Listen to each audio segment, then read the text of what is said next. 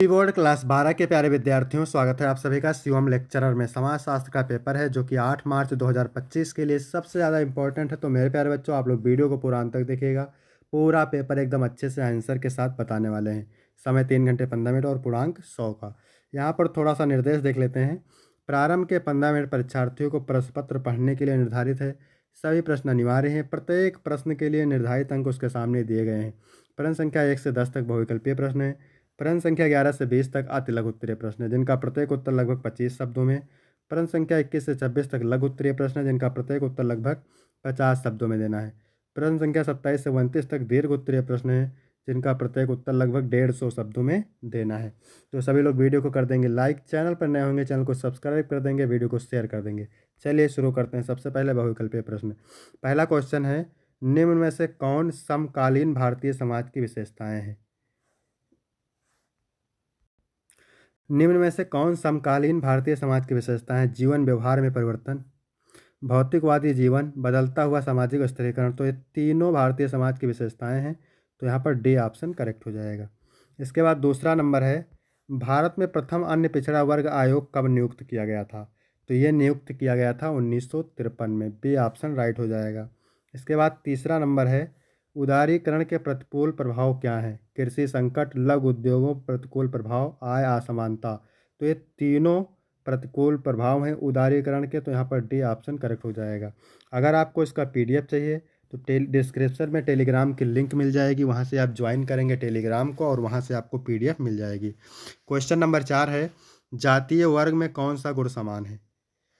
श्रेणी क्रम, उपलब्धि, जन्मजात, सदस्यता, इनमें से कोई नहीं। तो श्रेणी क्रम सही हो जाएगा। जातीय वर्ग में श्रेणी क्रम का गुण समान है।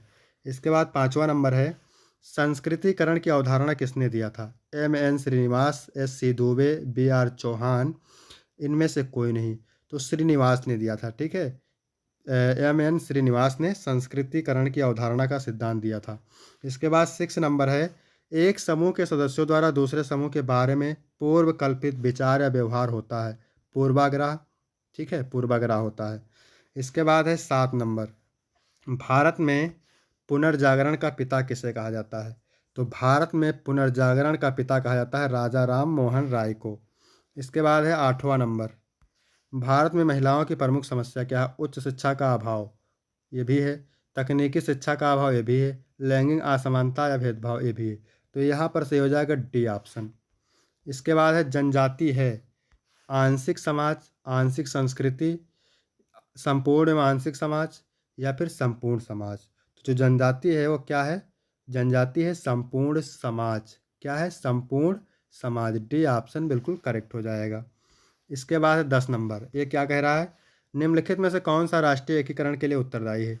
तो राष्ट्रवाद जो है राष्ट्रीय एकीकरण के लिए उत्तरदायी है।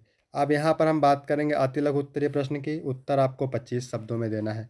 ठीक है, आरोपित पहचान क्या है? तो आरोपित पहचान वह प्रक्रिया है जिसमें समाज या अन्य लोग किसी व्यक्ति या समूह को एक विशेष पहचान, लेबल या विशेषता से जोड़ते हैं, भले वह स्वनिर्धारित ना हो।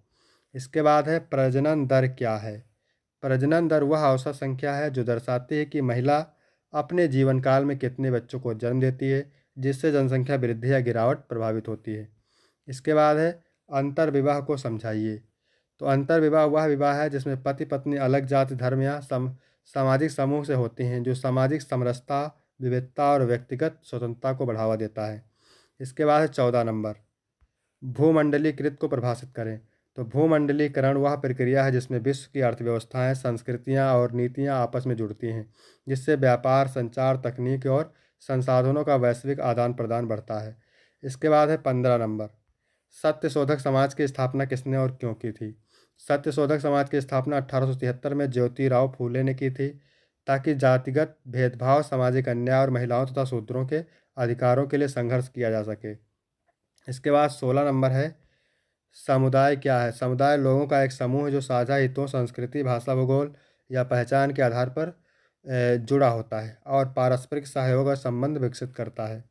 इसके बाद है प्रक्षेपण पद्धति क्या है? तो प्रक्षेपण पद्धति एक मनोवैज्ञानिक तकनीकी है जिसमें व्यक्तियों की आंतरिक भावनाएं, इच्छा और व्यक्तित्व लक्षण स्पष्ट उत्तेजनाओं या स्थितियों पर उनकी प्रतिक्रियाओं द्वारा विश्लेषित किए जाते हैं।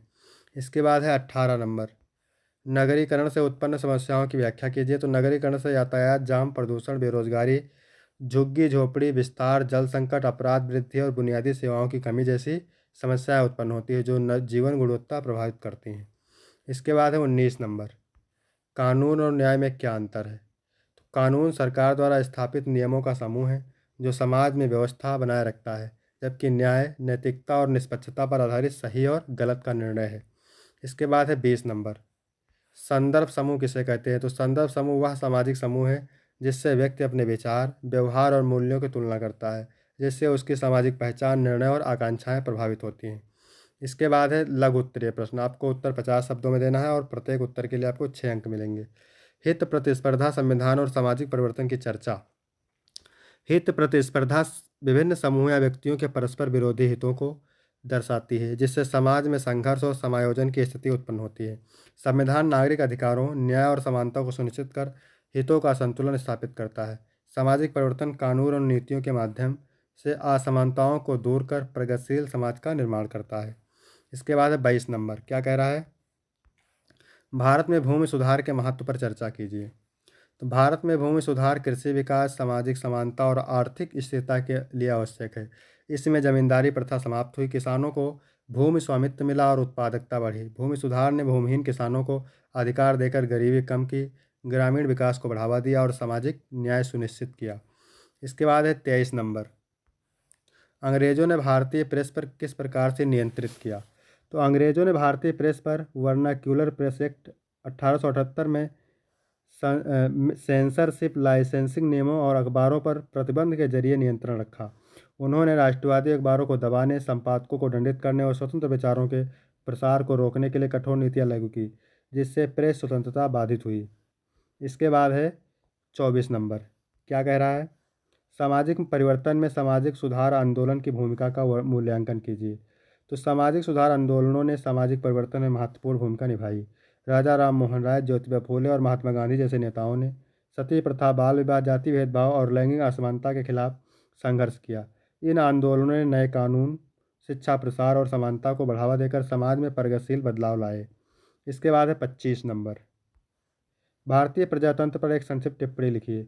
भारतीय प्रजातंत्र दुनिया का सबसे बड़ा लोकतंत्र है जो संविधान, मौलिक अधिकारों और विधायिका, कार्यपालिका और न्यायपालिका के संतुलन पर आधारित है। यह जनता की भागीदारी, स्वतंत्र चुनाव, बहुदलीय प्रणाली और सामाजिक न्याय को सुनिश्चित करता है, लेकिन इसे भ्रष्टाचार, जातिवादी और धन बल जैसी चुनौतियों का सामना करना पड़ता है। इसके बाद है 26 नंबर, अन्य पिछड़े वर्ग की अवधारणा का विवेचना कीजिए। अन्य पिछड़ा वर्ग यानी ओबीसी उन सामाजिक समूहों को संदर्भित करता है जो सामाजिक और शैक्षिक रूप से वंचित हैं। संविधान के तहत उन्हें समान अवसर और आरक्षण प्रदान किया गया ताकि शिक्षा, रोजगार और राजनीति में प्रतिनिधित्व बढ़े। मंडल आयोग 1980 ने ओबीसी की पहचान कर सामाजिक न्याय को मजबूत किया। ठीक है, यहाँ तक हो गए। इसके बाद है विस्तृत उत्तरीय प्रश्न। तो ये जो प्रश्न हम बता रहे हैं, ठीक है, तो इनका उत्तर आप तैयार करने के मोस्ट इम्पॉर्टेंट है। 8 नंबर के होते हैं, उत्तर आपको 150 शब्दों में देना रहता है। तो 27 नंबर है, बाजार और अर्थव्यवस्था का समाजशास्त्रीय परिप्रेक्ष्य बताइए। फिर अथवा करके 2 पूछता है मेरे प्यारे बच्चों, आपको 1 करना रहता है। नातेदारी को परिभाषित कीजिए तथा इसके प्रकारों की विवेचना कीजिए। इसके बाद है 28 नंबर, भारत में अन्य पिछड़ी जातियों की प्रमुख समस्याओं की विवेचना कीजिए। फिर एक बार आपको बता देते हैं, अगर आपको इसका पीडीएफ चाहिए तो डिस्क्रिप्शन में टेलीग्राम की लिंक मिल जाएगी, वहाँ से आप टेलीग्राम ज्वाइन करेंगे, आपको पीडीएफ मिल जाएगी। ठीक है, फिर अथवा वाला है, सामाजिक सुधार आंदोलनों पर एक निबंध लिखिए। सामाजिक सुधार आंदोलन पर एक निबंध लिखिए।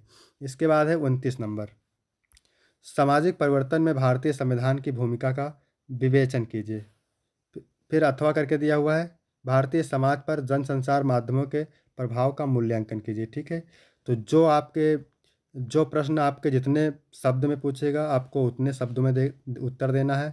ठीक है, तो ध्यान से आपको निर्देश पढ़ना है। निर्देश में क्या दिया हुआ है देख लीजिए, यहाँ पे कौन सा उत्तर कितने नंबर का है और कितने शब्द में लगभग लिखना है, उसको आप देख लीजिएगा, उसे लिखिएगा। ठीक है, वीडियो कैसा लगा, वीडियो अच्छा लगा हो तो वीडियो को लाइक करेंगे, चैनल को सब्सक्राइब करेंगे, कमेंट करेंगे। फिर मिलते हैं आपको अगली वीडियो में, तब तक के लिए जय हिंद, जय भारत।